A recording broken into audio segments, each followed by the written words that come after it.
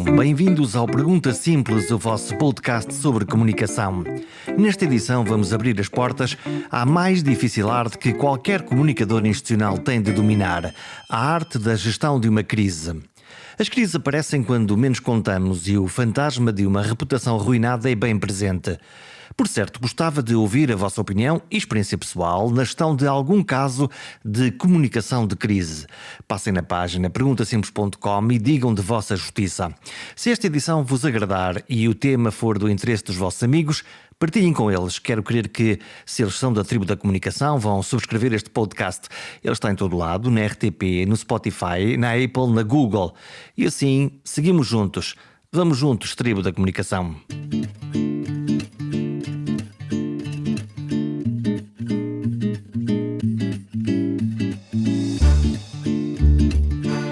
Conter uma crise é das coisas mais difíceis de fazer.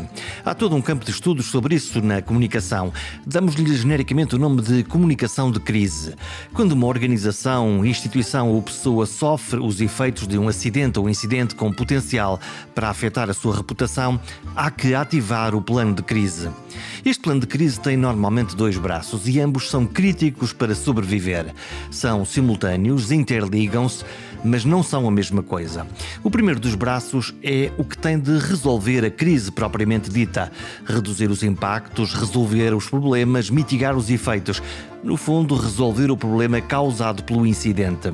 O segundo é o da comunicação, como explicar o que aconteceu de forma clara, transparente e equilibrada. E a defesa da boa reputação depende da forma como se conseguiu fazer estas duas coisas: resolver o problema e comunicar no contexto com públicos tão diferentes como os diretamente afetados, os jornalistas ou o governo. Nesta edição conversamos com António Mocho. Ele viveu, pensou e trabalhou em organizações que passaram por crises mais ou menos graves e recolheu essas reflexões e experiências pessoais num livro, o livro chamado Crise nas Empresas, Comunicação com os Média, um guia para emergências e catástrofes. Nele encontrei dicas e pistas para organizar a resposta a uma potencial crise muito antes dela bater à porta. A crise, felizmente, é uma coisa rara. Ora bem, uma crise é uma situação pouco vulgar e que, portanto, acontece e que transtorna a vida normal das empresas. A grande discussão que tive comigo mesmo foi sobre o título que dar ao livro. E escrevi várias vezes, várias maneiras, e acabei porque isto foi durante o confinamento, estávamos em crise. E havia quem não soubesse lidar com a crise. Daí lembrei-me de ir buscar alguns elementos antigos que tinha quando estive na empresa e comecei a escrever, a juntar. Isso não tem uma ordem lógica, foi um bocado escrito em função das necessidades que eu penso que os diretores de comunicação que hoje continuam a existir nas empresas têm todos os dias. Isto é uma espécie de manual de instruções, de aprendizagens que tu fizeste ao longo do tempo, de como é que se lida. Mas falaste agora, a crise é uma coisa rara de acontecer. E isso é que faz com que as pessoas não estejam devidamente treinadas. Essa é a dificuldade, que se calhar não acontece, acontece só aos outros, é sempre... É um bocado isso. Acontece que eu estive numa empresa que é a Galp, não vale a pena. Que é uma grande empresa. Exato, e que tinha essa preocupação permanente. Fazia formação nessa área, com equipas estrangeiras, porque aconteceu-nos, acontecer um incêndio numa refinaria ou uma explosão é uma coisa que é uma crise grave, que tem consequências para a população e para os trabalhadores da empresa. E isso, no caso desta empresa, numa empresa industrial que trabalha com alguma coisa tão volátil e tão inflamatória como os combustíveis, obviamente isso é uma coisa que está mais perto da cabeça da organização. Está. Isso é claramente, nunca encontrei nenhum administrador ou diretor de primeira linha que não tivesse essa preocupação. Uns mais do que outros há sempre aqueles que acham que a crise se resolve, e o problema que se põe acresce à crise é a comunicação da crise. E é daí... Que são coisas diferentes? Para mim são claramente diferentes. Uma coisa é atacar a crise com os meios e com os planos de contingência que há, outra coisa é comunicar o que está a acontecer. Quando nós estamos a falar de um incêndio ou de um sismo, uma coisa é resolver aquilo que aquele incêndio ou outra coisa qualquer que aconteceu, outra coisa é dizer como é que nós Como é que a organização se posiciona em relação a quem?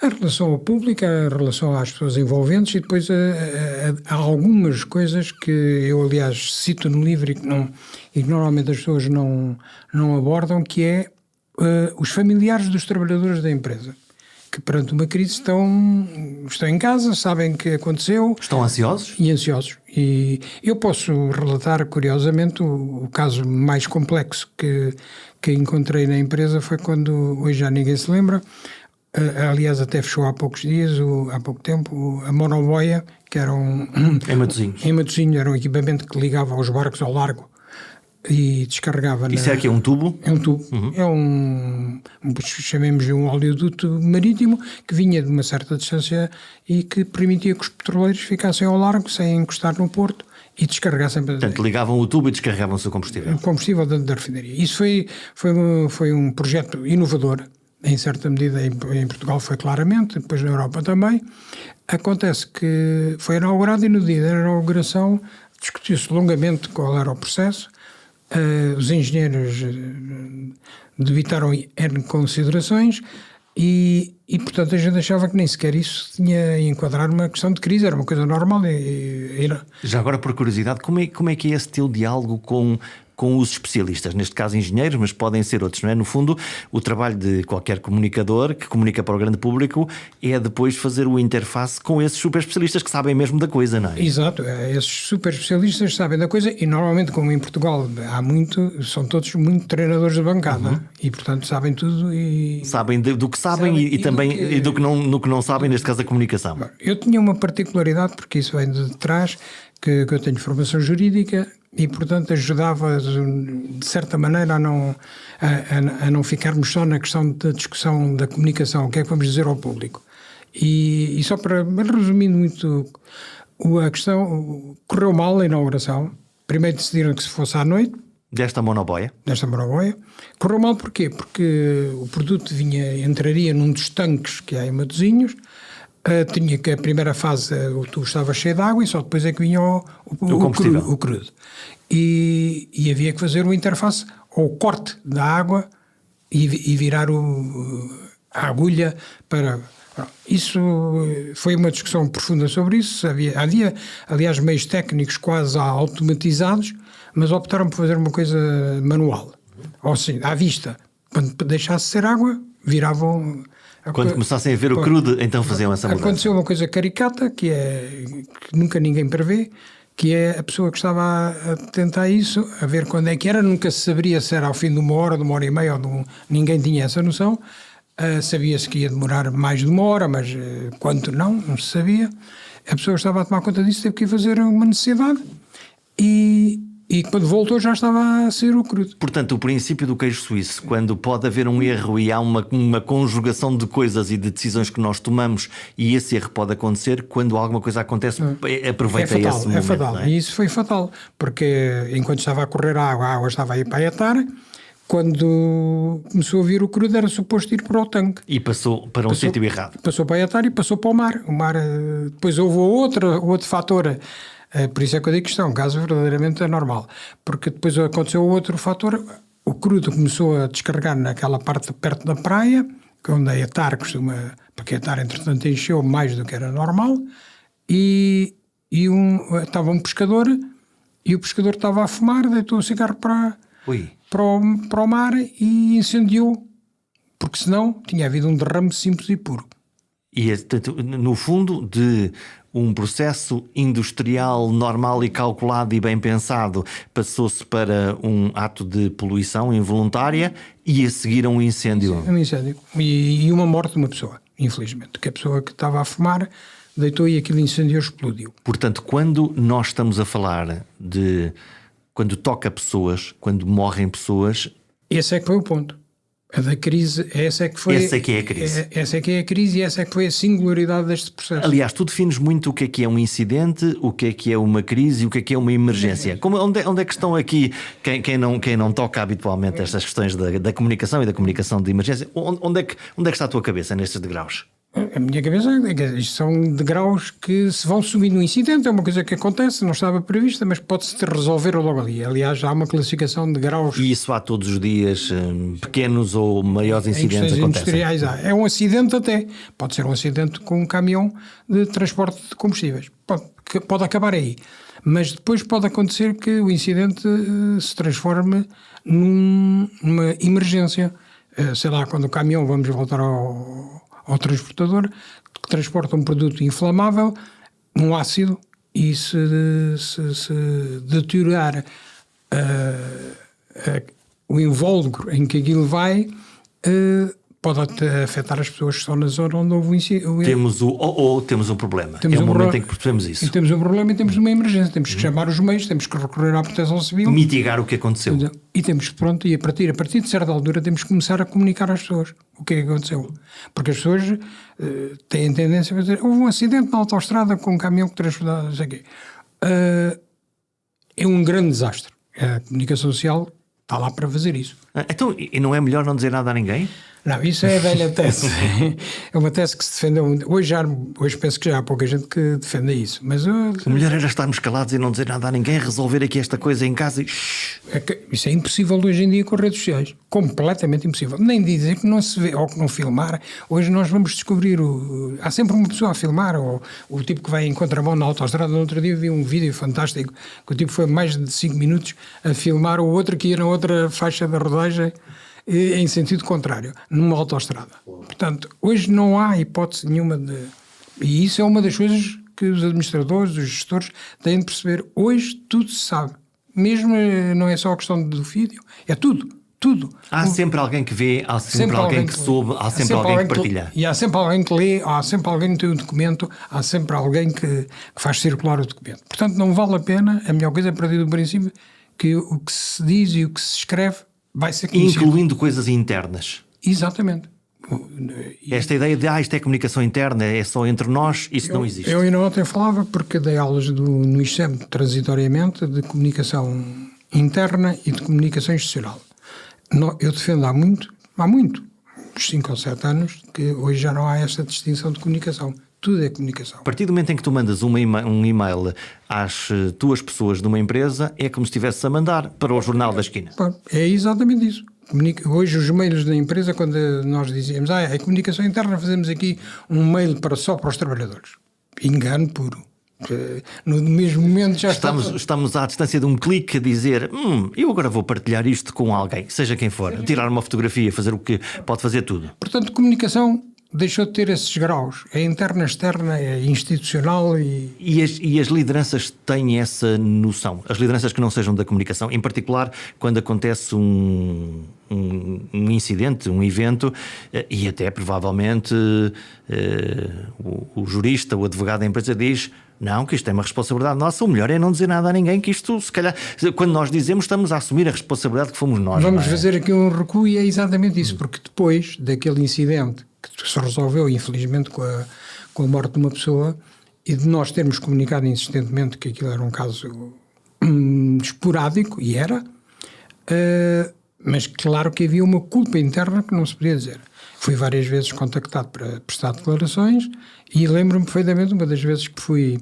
Culpa versus responsabilidade? Exato, culpa versus responsabilidade, que agrava a responsabilidade. E apesar de haver seguros e uma série de circunstâncias, agrava a responsabilidade. E quando fui fazer declarações sobre o que é que tinha acontecido, houve um inquérito e os advogados da empresa diziam cuidado, porque se há qualquer sintoma de que é um erro humano ou de que somos responsáveis... Isto piora a coisa. Piora a coisa. É evidente que estava a provar completamente que era um erro humano.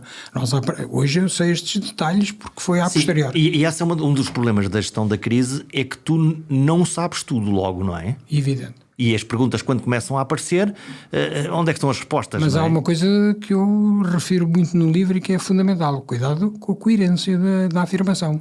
O que hoje se diz não pode ser desmentido à frente, senão perdemos toda a credibilidade.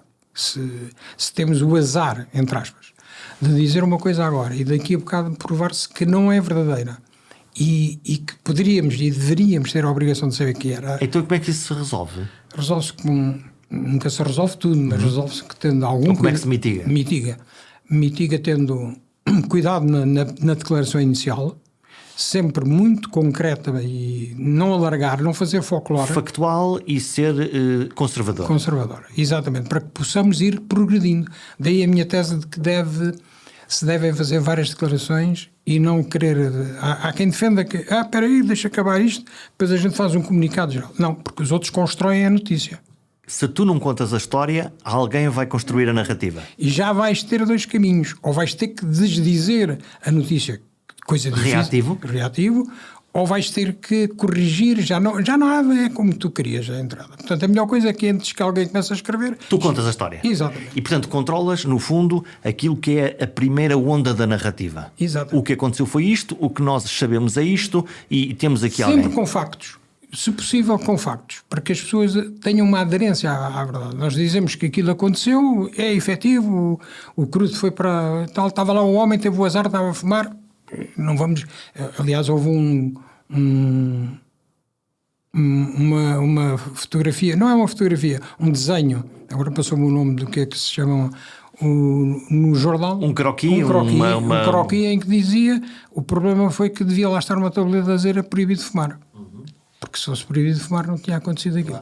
Portanto, isto mostra o grau de problema que tinha... Se não há factos, logo há uma possibilidade de especulação e de reflexão sobre aquilo. Portanto, e às vezes também ajuda a acrescentar dentro do que é real os factos para que as pessoas não percebam que nós sabemos do que estamos a falar. Os factos são os factos, mas na comunicação humana e mediática e outra qualquer, há aqui um pequeno, grande detalhe que é, somos todos emocionais, e onde é que entra a empatia, onde é que entra a compreensão em relação àquilo que aconteceu, neste caso àquela pessoa, mas a outros? Talvez o modo como se comunica, a maneira de dizer... Factos e emoções. E depois também, muito importante, quem diz. Uma coisa é, eu na altura tinha a qualificação de ser diretor de comunicação, mas era o porta-voz da empresa, mas há uma altura em que o porta-voz da empresa se esgota. Já não é suficiente. Não é suficiente. Os porta-vozes desapareceram, ou é impressão minha? Praticamente. Hoje, para o bem ou para o mal? Eu acho que para o mal. Porque é assim, o porta-voz é um funcionário e é um grau abaixo. Pode ser corrigido pelo presidente. O contrário já nunca pode. Não dá, não é? O porta-voz não pode ser presidente. Não. O presidente está fora da questão. Não pode, claro. Mesmo que diga uma grande asneira, nada. O contrário, sim. Portanto, tu crias um nível primário onde existem informações factuais e fins, mas tens sempre Pode ser corrigido, acrescentado e pode ser explicado. Claro. E foi o que tentámos fazer. Primeiro porque eu tinha a sorte, na altura, de ter um presidente que tinha vindo de Inglaterra, tinha trabalhado fora do país muitos anos e tinha tido, enquanto esteve em Inglaterra, tinha tido um consultor de comunicação à inglesa. Ok, portanto vinha já formatado e os ingleses trabalham bem. Muito bem. Nisso ele... Claro que depois tinha que fazer aquela adaptação ao dia-a-dia português, que é um bocadinho diferente. Mas seja como Mas for... era português ou não? Não era um consultor inglês. Já agora por curiosidade, explicar a alguém que vem de fora, que não conhece a cultura e que não conhece como é que as coisas funcionam exatamente nessas regras não escritas, era para ti, foi um processo fácil? Não, foi um desafio.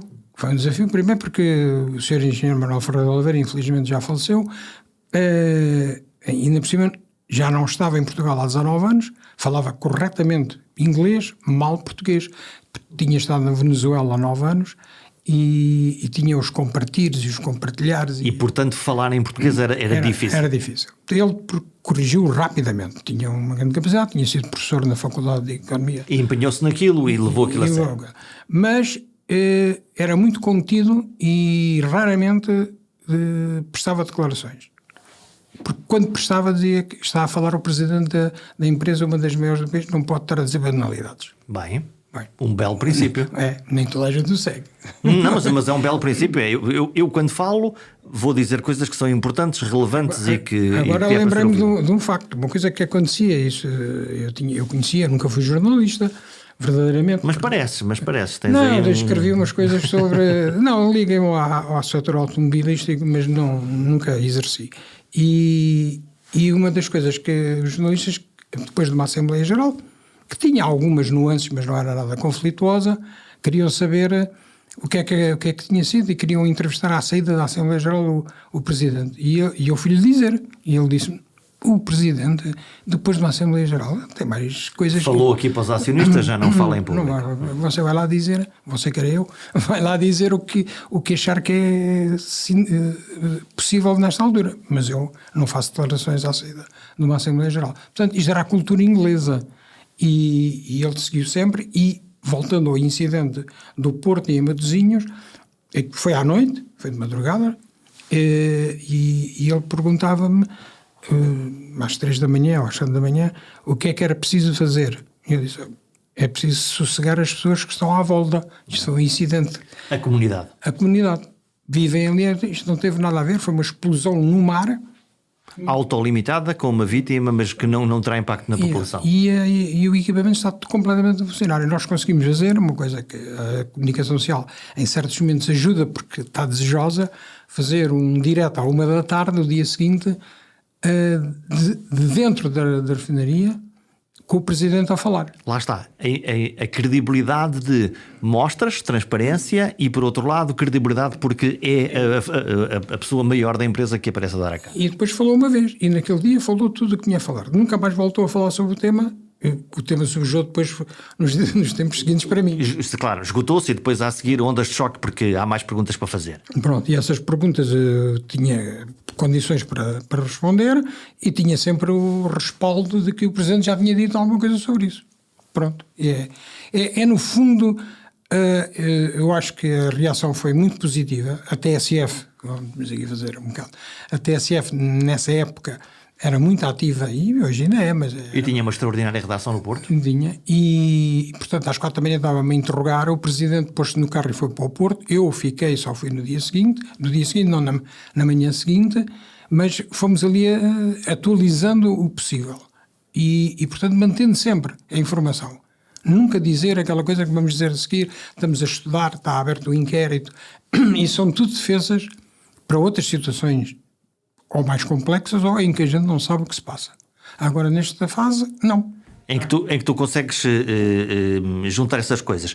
Comunicar bem implica, neste caso, de qualquer honestidade, transparência... Honestidade e transparência. Depois comunicar, uma banalidade vou dizer eu, mas é uma coisa essencial, de modo a que os ouvintes ou os que leem percebam. Portanto, demasiado técnicas, fora de jogo. Fora de jogo, completamente. Explicar o incidente como problemas de... Eu até posso dizer aqui, o produto devia ter ido para slots. Slots era o sítio onde hoje... Ninguém percebe, não é? Os engenheiros que sabem, claro. Não são eles. E tu não falas para os engenheiros no caso de um incidente. E falar sempre na perspectiva de que pôr-se no lugar do que está a ouvir. Portanto, a comunicação é feita para aquilo que vai ouvir e não para quem está a produzir. Há muita tendência de alguns comunicadores de se gostarem de ouvir eles próprios.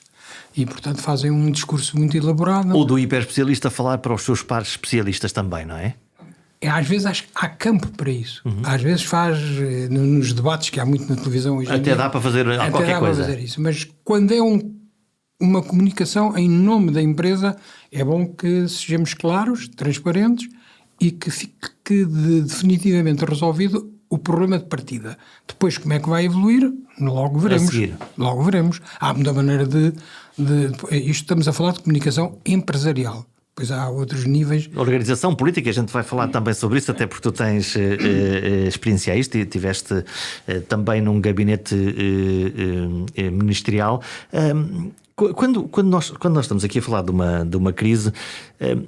A definição dos atores ou daqueles que são os que vão receber essa comunicação são, uma população que está ali à volta, é o autarca, é o governo, é quem? Porque depois há níveis de comunicação diferentes, quer dizer... claramente. E as perguntas são diferentes também, as pessoas que estão na zona e que são diretamente afetadas pelo incidente... O que é que me pode acontecer? Isto polui?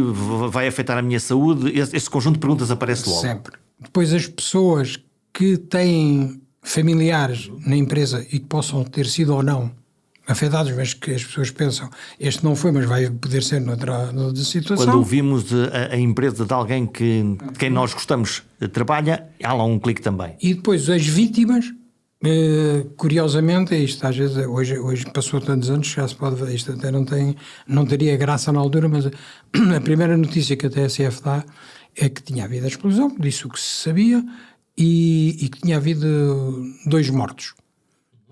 E isso levantou-nos um problema tremendo, porque nós andámos desesperados à procura da segunda vítima. Portanto, tu partiste do pressuposto que essa informação era verdadeira e estava confirmada? Não havia razão para não.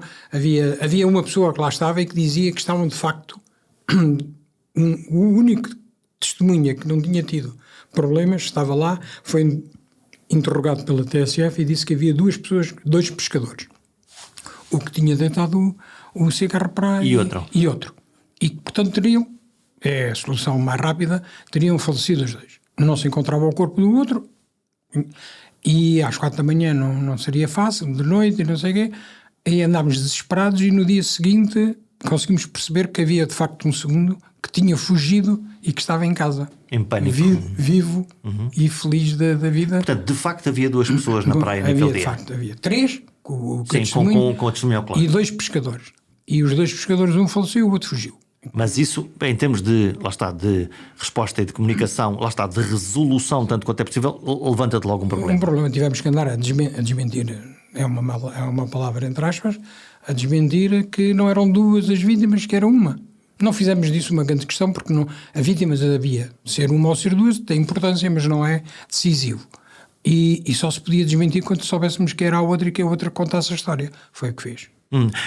Normalmente, e nós falamos aqui, e há obviamente organizações e empresas que têm uma noção mais próxima de vulnerabilidades ou de possibilidades de que alguma coisa corre mal. Há um manual para fazer o check, a verificação de vulnerabilidades, quase a lista infinita das coisas que podem correr mal? Eu acho que não há, ou antes. Eu tentei fazer aqui no livro alguma... Faz uma lista muito grande, quase assustadora, se alguém ler isto tudo. Sim, a pessoa se começar a ler isso e começar a dizer assim, se isto me acontece a mim vai ser o fim do mundo. Nunca acontece tudo ao mesmo tempo. Faz uma lista de possibilidades. E isso é uma coisa que aprendi com os ingleses e ainda por cima tive uma ação de formação com os tipos da Saudi Aramco, que é a petrolífera da Arábia Saudita, que era mais um inglês que tinha uma lista infinita, parecia que íamos fazer o voo, levantar voo com o checklist, tinha uma lista. E ele dizia com muita clareza, uma destas vai acontecer. Não sabemos é quando. É quando. E, portanto, a melhor coisa é sabermos como é que fazemos em cada um dos casos. E depois o que é que se faz a essa lista? Essa lista, vamos lá ver. Numa empresa como Petrolífera, chamemos-lhe assim, que teve desde os incidentes no Golfo do México, aliás, eu também relato aí vários casos que se passaram no mundo, quer petrolíferos, quer outros, as empresas têm essa lista e vão fazer o cheque do que é que está a acontecer. E a partir daí, depois há a fase seguinte, é de identificado o problema, o que é que se faz a seguir. Mas quando ele acontece ou de uma forma preventiva e anterior? De uma forma preventiva, era isso que as petrolíferas normalmente têm o chamado manual de crise e dos incidentes. Portanto, numa crise destas há pessoas que estão automaticamente convocadas para irem para um gabinete e para se instalarem... Gabinete de crise. Que pessoas são estas? Que funções é que lá estão? As pessoas devem... O problema é que não podem ser escolhidas na altura, têm que estar treinadas. Se não compras o bom isso mais volta quieto. Isso mais volta quieto. Há que fazer treino e há que fazer simulacros. E portanto, o fundamental é que as pessoas que estão definidas podem ter outras funções da empresa. Normalmente, as pessoas do gabinete de comunicação estão lá para fazer a ajuda na situação, mas não é para intervirem diretamente quando há uma crise grande. Portanto, vão ter que ser chamadas, desde o tipo do ambiente, ao tipo do jurídico, portanto, pessoas que possam colaborar e depois, desde exteriores, hoje já há mais, mas na altura havia já empresas de assessoria que podem dar apoio nessa questão. E, portanto, a tribo da comunicação faz o interface, mas o processo de decisão e de resposta à crise é liderada por quem? É liderada por 2 pessoas, normalmente o diretor de comunicação para a resposta e o responsável, aquele que é nomeado pela empresa para resolver a crise propriamente dita. Portanto, uma coisa é o que aconteceu, a mitigação do acontecimento, outra é o que é que nós vamos comunicar. O que é preciso? Se é preciso chamar uma grua, se é preciso fazer isto, se é preciso fazer aquilo. Isso é normalmente o engenheiro, neste caso, que gera... Então, e as lideranças séniores entram aonde? O presidente, o diretor-geral? Depende do nível, do tamanho da empresa, mas o diretor-geral pode ser um dos que está no comando da operação. O presidente deve ficar, mais uma vez, de retaguarda para lá ir só quando a situação já não tem muito a compor e é preciso acalmar as hostes. Portanto, já estamos num nível diferente. Já estamos num nível diferente. Depois tem que haver uma conferência de imprensa que estabeleça as regras. Uma das coisas que não se faz habitualmente cá é, num incidente mais ou menos grave, é que haja pontos de situação sistemáticos, regulares, marcados, para que a imprensa não esteja a navegar entre... Isso aconteceu em fenómenos como entre os rios, que me lembro que acontecia isto, ou uns incêndios, por exemplo, na zona do centro, isso aconteceu com fazer o ponto da situação uma hora marcada, e mesmo há sempre aquela tendência de dizer eu não tenho nada... Não há nada de novo para dizer. Mas há pelo menos para esclarecer. Ok. E, portanto, é bom que a imprensa... E só esse ato já permite tornar a coisa um pouco mais serena. Pois há aquelas nuances, pode-se achar que não fazer à hora certa, porque à hora certa os noticiários são em direto, e há tendência, pode fazer um quarto de hora antes, os jornalistas pegam no material que... Editam rapidamente e põem no ar. Mas isso são tudo... Mas o outro ponto é, se tu fizeres em cima da hora do telejornal ou do noticiário, podes ter mais tempo, não é? Exato. Isso e depende muito das circunstâncias, mas é preciso ir comunicando. Não é... Está resolvido, a gente faz um comunicado e não houve nada de novo, continua. Aliás, há várias situações. Se bem nos lembrarmos, voltou a passar-se comigo, noutra função, a morte do FER em Braga. Guimarães. Em Guimarães. Em pleno jogo de futebol. Eu estava a jantar e telefonaram-me a dizer que tinha havido... Eu, nessa altura, tinha responsabilidades na área da saúde e telefonaram-me a dizer que eu tinha ido para o hospital e que não sabia se estava morto, se estava vivo, ou havia ali uma discussão. E curiosamente, nós tínhamos feito uma formação a médicos, diretores de hospitais, 8 dias antes. Bem, isso Foi. E um dos médicos era o diretor do Hospital de Guimarães, que tinha estado na formação. E aconteceu, ele fez conforme tinha sido formado, chamemos-lhe assim, e correu bem. A única coisa que correu mal foi que entrou de mal, no sentido em que soube antes do que devia ter sido, foi que houve alguém que entrou dentro das instalações e que quando chegou cá fora e falou aos jornalistas disse que... Contou a notícia. Portanto, quando o médico interveio... Estava esvaziado no fundo estava esvaziado a notícia, mas não estava esvaziado o processo. Claro. O que é que se fez, o que é que aconteceu, o que é que aconteceu, porque é que morreu e o que é que foi. Mas nessa época, já não me lembro em que mas já foi há bastantes anos, os médicos fugiam a 7 pés dos jornalistas mas ainda por cima numa situação tão complexa, onde a resposta à pergunta que é não é o que é que aconteceu, mas porquê é que aconteceu... Ele não pode responder na altura. Mas não existe essa resposta. Não existe. E para ser fiel não pode avançar com alguma coisa que só a autópsia vai... Especulativo. Mas diga lá, senhor, mas no campo das hipóteses, o que é que foi, se a paragem cardiorrespiratória foi, se foi atacado a tempo... Factual, mais uma vez. Factual, exato. É fundamental dizer os factos e não dizer nada que possa ser contestado, visivelmente contestado, que os jornalistas dizem, estamos aqui a enfiar o barrete. Sim, estava a dizer aqui uma coisa que não, quer dizer, está visto que não vai acontecer. E tu que já fizeste várias vezes, também deves ter tido essa percepção, estamos aqui a vender a banha da cobra. É evidente que o jornalista pode até não reagir, mas ficou com essa percepção. Pronto, é a pior coisa. Lá foi a credibilidade. E isso é que nós só conseguimos fazer comunicação e não vou aqui ter a veleidade de dizer que nunca menti, mas dizer a verdade toda. Não contar a história exatamente, ou escolher um melhor ângulo para contar a história. Escolher um momento apropriado e com mais argumentos para contar a história, quando a história não é muito... Sim, pondo um peso mais de um lado ou do outro para criar, para que ela se torne credível. Quando a história não é muito favorável, é bom que a gente tenha estes cuidados. Nós no último ano e meio andamos todos aqui atrapalhados com a pandemia de Covid. Tu tiveste funções de suporte muito próximas junto de um ministro da Saúde, o ministro Luís Filipe Pereira. Como é que tu olhas para o processo de comunicação numa crise tão difícil e grave como esta, provavelmente a maior das nossas vidas em termos sanitários? Sim. Não é fácil comunicar saúde, não é? Não é fácil comunicar saúde. Não é fácil. Nunca ninguém tinha experiência de ter enfrentado uma pandemia. Portanto, ninguém treinou. Ninguém treinou. Pode ter treinado, também não acredito que tenham treinado, mas pode ter treinado comunicação sobre a saúde de factos, de gripes ou coisas semelhantes. Mas não havia uma comunicação apropriada para esta situação. E sem entrar em detalhes de natureza política, havia de facto...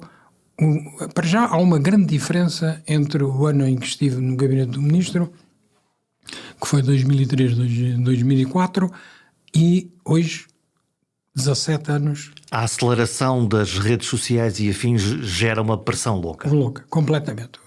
Hoje as redes sociais é um meio...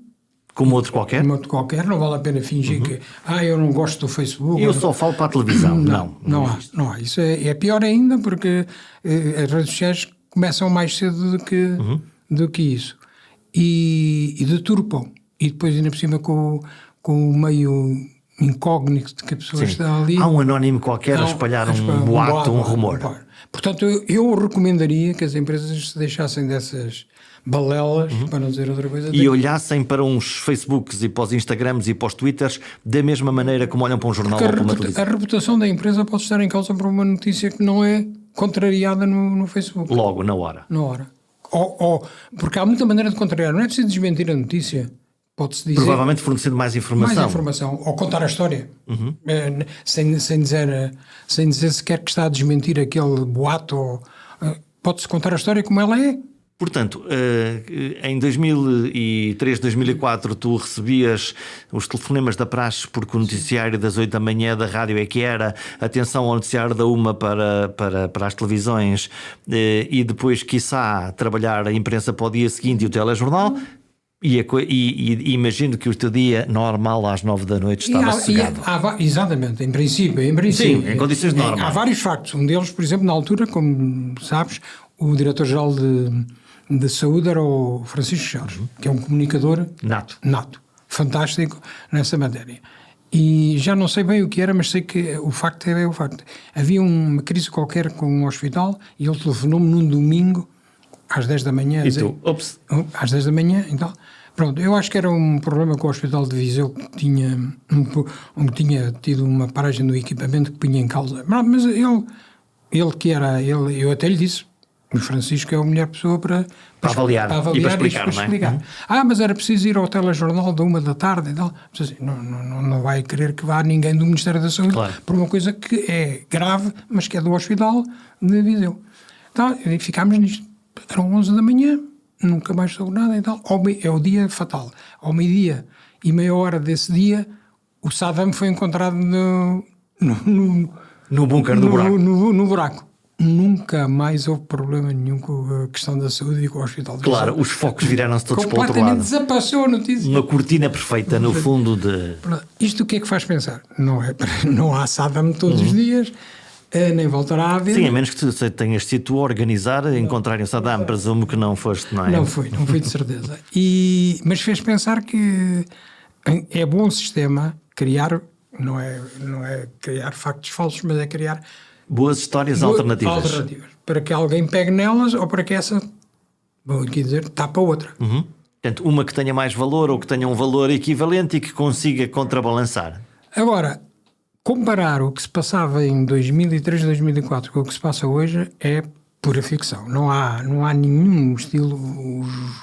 Também depende dos ministros, mas os ministros são mais expostos, a comunicação é muito mais agressiva no bom sentido da palavra, tem mais meios, tem melhores conhecimentos, sabe fazer melhores perguntas, portanto... Não é possível controlar a informação? Nada, não vale a pena. Já agora, por curiosidade, como é que os ministros ouvem o barulho da informação e da comunicação?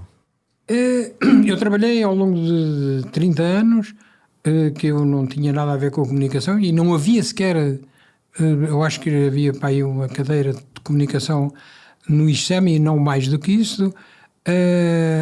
Eu era jurista e fui empurrado para esta função por razões diversas, mais todas a ter havido a presidência portuguesa em 1992 e ser preciso comunicar alguma coisa à volta disso. Eu acho que os ministros reagem há ministros que todos leem os jornais antes dos assessores. E então? E se a coisa é grave, telefonam logo. Se o telefone toca às 8 da manhã, tu já sabes que ele leu uma notícia ou aquela coisa que são muito sensíveis à seta que está para cima ou que está para baixo. Não é? Exatamente. E há uma coisa que o assessor deve fazer também, é que saber da véspera se lhe vai tocar. Qual é o vai e avisá-lo. Mas ser surpreendido não é bom para nenhum, nem para o ministro, nem para o assessor. Mas pronto, há uns que reagem muito e há outros que, e eu estou a falar de dois com quem trabalhei, o Ministro da Saúde era uma pessoa que interiorizava bem o Ministro Luís Filipe Pereira. As críticas, não interiorizava no sentido, marcavam uma pessoa serena normalmente, completamente serena, nada de era difícil vê-lo, mesmo que a notícia fosse a coisa mais complicada, era ponderado e reagia a seu tempo, não deixava de pensar no que seja, mas reagia a seu tempo e vinha sempre com uma benção.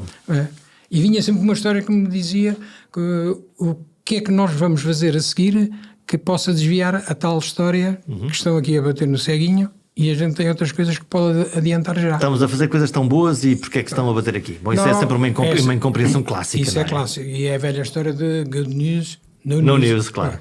Agora, pode haver coisas que estão para ser anunciadas e podem ser anunciadas num timing diferente. Pode mudar o timing. Exato. Este é o fundamental. Depois não há muito mais, quando às vezes me perguntam mas hoje os chamados assessores de imprensa dos ministros devem ter uma vida muito difícil, acho eu. Sim, não duvido. E depois há ministros que têm a tendência de ser eles os porta-vozes. A criar a crise. E falarem sempre por tudo e por nada.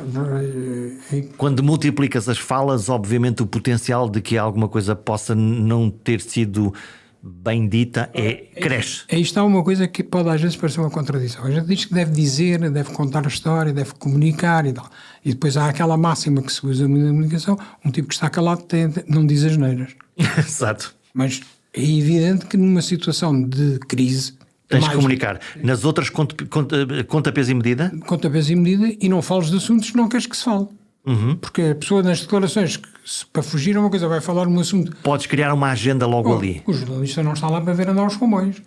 Há aquele velho jornalista que os jovens jornalistas, chamamos-lhe assim, que chegou ali, que é o porta-microfones. Ok, que não percebe do assunto, está a tentar perceber e não percebeu bem o impacto. A redação mandou lá a ouvir e coitado, lá ele foi, está lá, não faz nenhuma pergunta. Esse é o ideal bom. Mas depois há as velhas raposas que também lá estão, não é? E há setores, e o setor da saúde é o caso mais típico, há setores em que há especialistas que sabem muito e que conhecem a história que às vezes nós nem conhecemos. E percebe os inuendos das histórias. Eu, por acaso, uma história que nós dois partilhamos, precisamente com o ministro Luís Filipe Pereira, que estando eu na bancada de imprensa, portanto no outro lado da barricada, e o ministro Luís Filipe Pereira chama os jornalistas e diz: vou acabar com os listas de espera. E eu lembro-me que a comunidade dos jornalistas que faziam saúde, olhamos todos uns para os outros a pensar: como é que é possível? O que é que está a acontecer aqui, não é? É exatamente isso, não é? Mas as listas de espera não acabam no sentido que o que é que ele vai fazer para, não é? Mas criou esse som de baita. E controlou, e a primeira grande dificuldade disso foi saber quantas as pessoas é que estavam em listas de espera.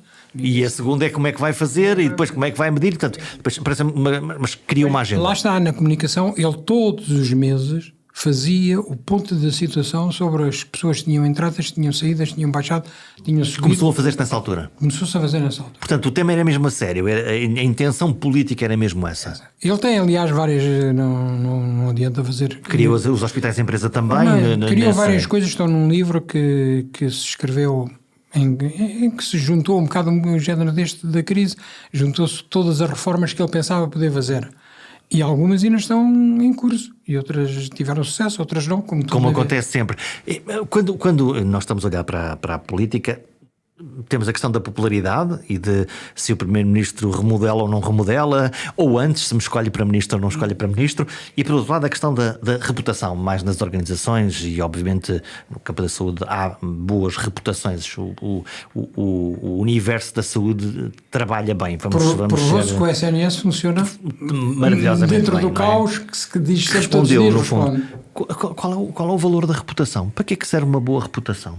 Uma boa reputação. Uma má gente suspeita para que é que não serve, não é? Mas uma boa reputação serve para quê? Uma boa reputação permite que as pessoas aceitem melhor todas as decisões que são tomadas. Aceitem? Aceitem-te no clube. Exato. Eu falo com esta pessoa porque confio nela, porque acredito nesta organização. Deixa cá ouvi-lo, porque ele não costuma dizer coisas que não são E uma má reputação? Uma má reputação faz esquecer o... Tem um castigo? Tem um castigo pode até estar a dizer a coisa mais certa do mundo, mas ninguém ouve. Portanto, é votada ao ostracismo, Não, no fundo. Não o recebo, não o ouço, não quero saber. E isso nas empresas tem ainda outra... podem efetivamente afetar as vendas. A pessoa pode não querer... Então, mas se os produtos são bons, se a qualidade é boa, porque é que... Olha... Porque é que tu ligas uma coisa à outra? À reputação, à questão do negócio, ele próprio? Porque as pessoas têm sempre a tendência para pensar que aquele produto que a empresa vende, se a empresa tem má reputação, é mal feito. Ah? Uma desconfiança? Uma desconfiança sobre o produto que vende. E às vezes uma desconfiança sobre o processo. Mas que é uma coisa perceptiva, é uma percepção. Primeiro exemplo de... E há pouco falávamos que as empresas não queriam falar sobre o Facebook. Algumas têm receio, porque o Facebook pode ser visto, e é preciso ter cuidado nisso, de facto, pode ser visto como o porta-voz da empresa. A pessoa que escreve em nome da empresa no Facebook. É evidente que isso é... Preciso ter cuidado sobre isso. Mas não podem ignorar que o Facebook fala da empresa. Que a comunidade fala, que as pessoas falam. Exato. E, portanto, e depois que avoluma. O auditório aumenta e, portanto, um problema que podia ser menor transforma-se em grande. Houve uma vez uma tentativa, a propósito disto dos preços dos combustíveis, que agora estão está na liça. E havia uma grande discussão sobre os preços dos combustíveis e habitual a diferença entre a Espanha e Portugal. Sempre. E havia uma nuance, vamos boicotar a Galp, a BP, não sei o quê. Vamos todos comprar a Espanha. Vamos todos comprar a Espanha. E porque as empresas andam a roubar E havia eu lembrei-me, e como tinha o encargo de fazer a defesa da reputação da empresa, já em forma exterior até já não era quadro da empresa, e lembrei-me de uma coisa muito simples que coloquei no Facebook e que gerou alguma discussão, mas que matou em certa medida. A Galp vende gasolina e as outras vendem gasolina e gasóleo em Espanha e em Portugal. O preço completamente diferente. Há pessoas que vão abastecer, era o caso em Ayamonte. Uhum. Sim, estas pessoas que vivem na Raia podem fazer isso. E estavam a chamar nomes à empresa em Portugal e depois a mesma empresa vendia-lhes o produto em Espanha. Porquê? É a razão que depois acabava por ser fácil de... Claro, lá íamos às questões fiscais o produto era o mesmo, sim. E era, por acaso até é, no caso o custo de base era o mesmo. A empresa é a mesma, porque é que a empresa em Portugal rouba os clientes e em Espanha fornece os clientes. Portanto, temos que... A tal diferença de fiscalidade. E as pessoas perceberam que o argumento era outro. Mas isso não retira a zanga das pessoas. Mesmo percebendo isso, é quase... Mas porquê é que me acontece, não é? Em Espanha é mais barato do que é. Porque é uma pergunta legítima. Que é legítima, ganham mais e têm menos impostos. Há qualquer coisa que não... Isso aplica-se, quer dizer, se compras um carro é igual. Há várias coisas onde há uma diferença. E tem que ser explicado e não pode ser explicado em aquilo que a gente diz em voa do azul, que é a correr e sem mais. Tem que se explicar às pessoas. Se os governos têm uma razão para isso, e todos têm, porque todos até hoje... Até uma questão ambiental, se calhar, a outra, não é? Toda, mas tem que ser explicado, não pode deixar só vir com paninhos quentes depois da coisa estar a arder. O facto é que nós, olhando para as redes sociais, temos efervescências várias, quase. Qual é a crise do dia do Facebook ou do Twitter? Qual é o AMU? Entre coisas muito importantes e muito sérias e coisas que têm uma relevância muito pequena. Mas o que é facto é que, tendo em conta, uma das coisas que a gente costuma dizer às pessoas que falam nisso é: veja as visualizações que têm.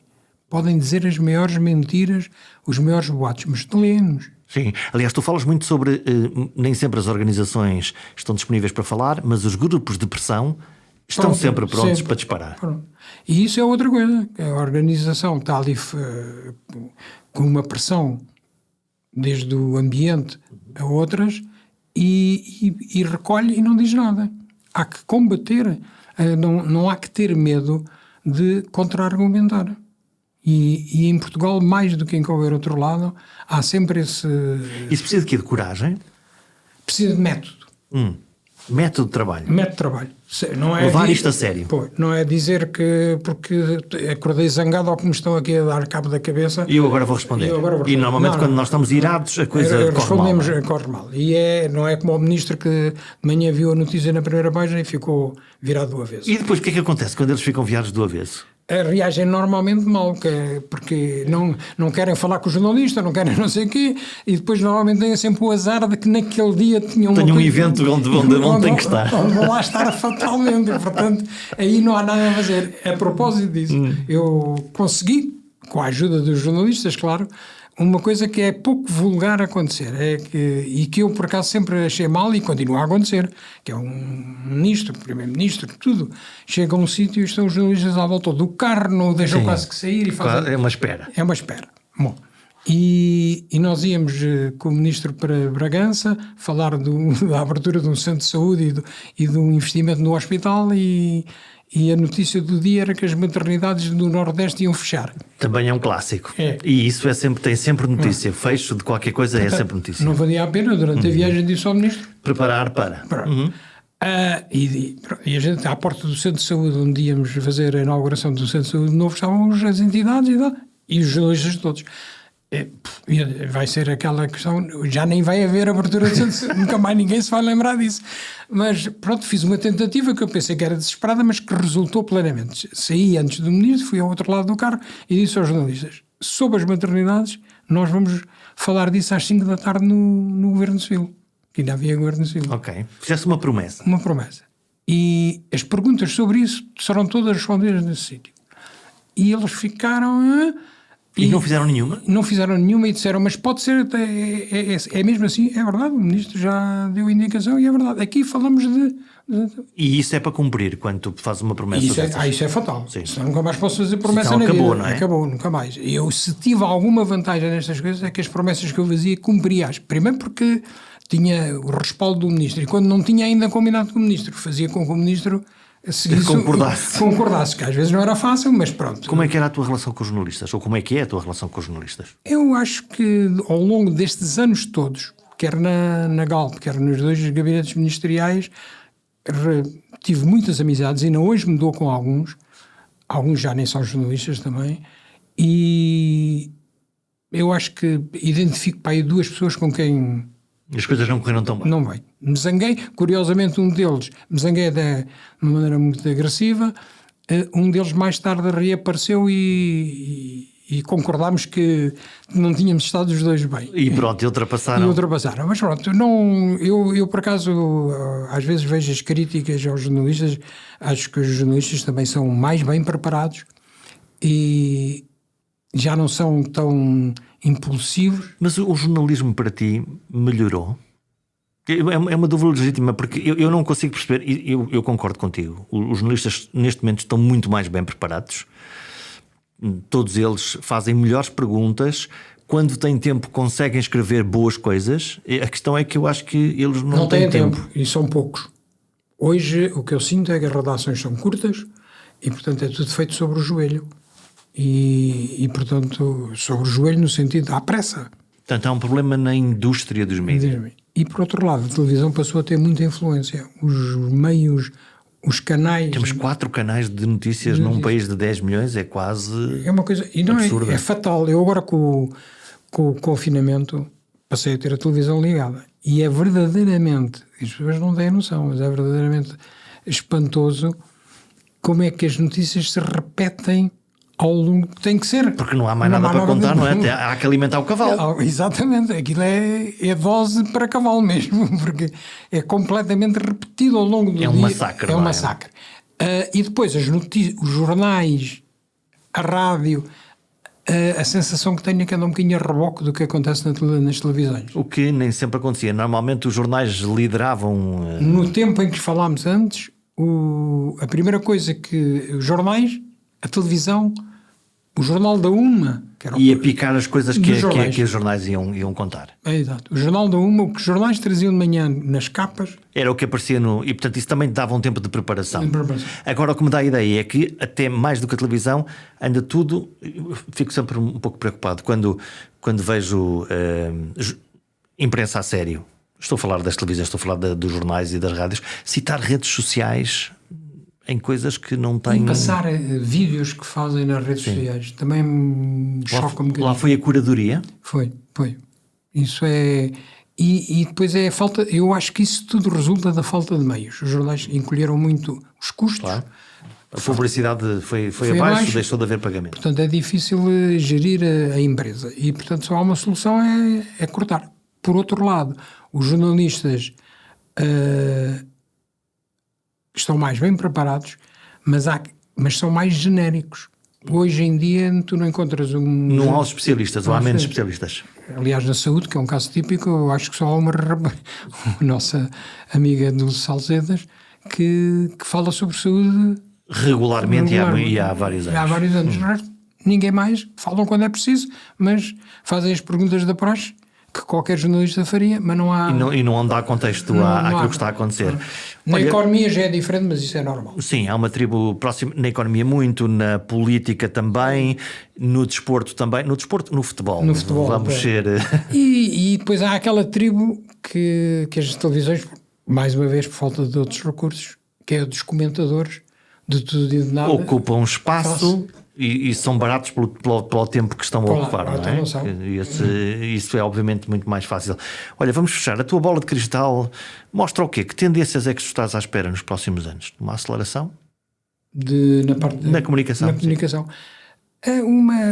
Eu acho que é uma... Ou o contrário? Não, uma aceleração há sempre. Hoje em dia não há que ter dúvidas sobre isso.